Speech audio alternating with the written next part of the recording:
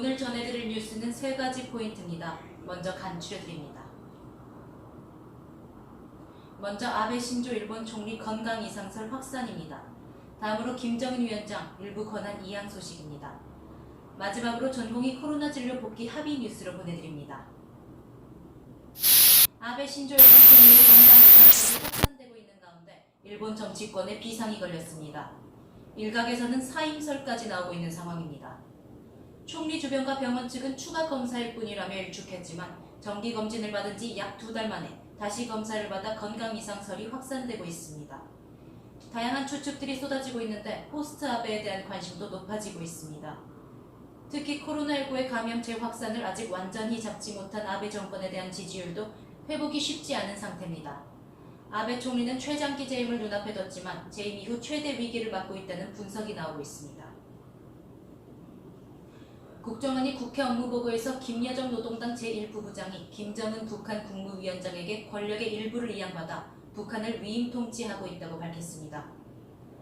후계자로 결정된 것은 아니고 지난 통치 경험을 통한 자신감을 보여주는 것이라고 설명했습니다.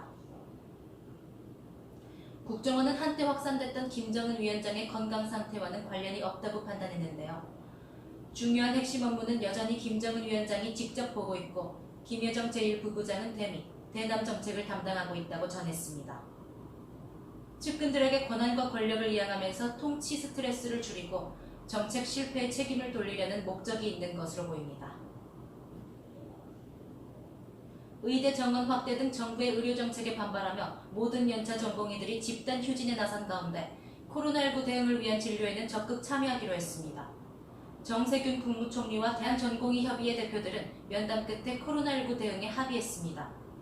그러나 전공의들은 이번 합의가 단체 행동의 철회나 전면 현장 복귀를 뜻하는 것은 아니라고 밝혔습니다.